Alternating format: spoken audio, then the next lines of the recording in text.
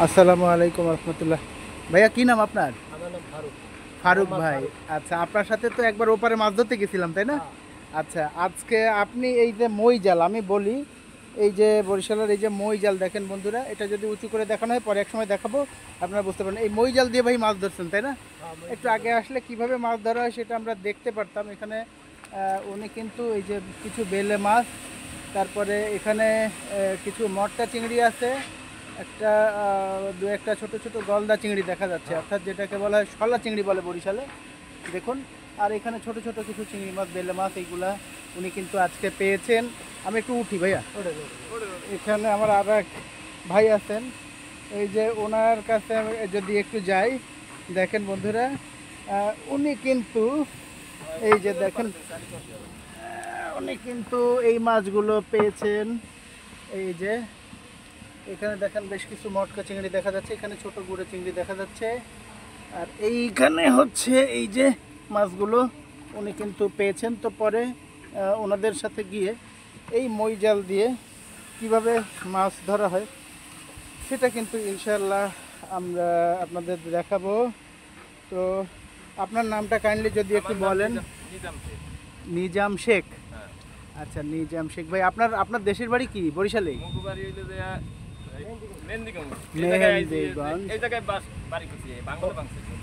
ও, নদীর ভাঙনে ওখান থেকে এখানে চলে আসছেন, আর আপনার বাড়ি স্থানীয়, আপনি এখানকার।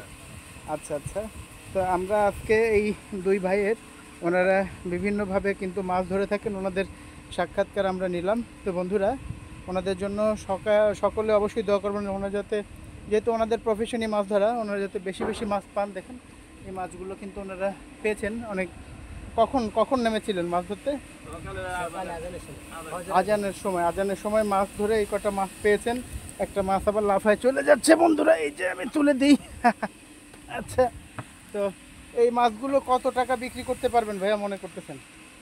700-800 টাকা মাছগুলো বিক্রি করতে পারবেন। দেখেন বন্ধুরা, এই যে সেই ফজরের সময় নেমে এই পর্যন্ত যে যথেষ্ট কষ্ট করেছেন, ওনারও মনে হয় এরকম হবে, 700-800 টাকা হবে। যাক, মাশাআল্লাহ, আল্লাহর প্রতি লাখো কোটি শুক্রিয়া যে আমার ভাইয়েরা মোটামুটি এই রোজার দিনে 700-800 টাকার মাছ পেয়েছেন।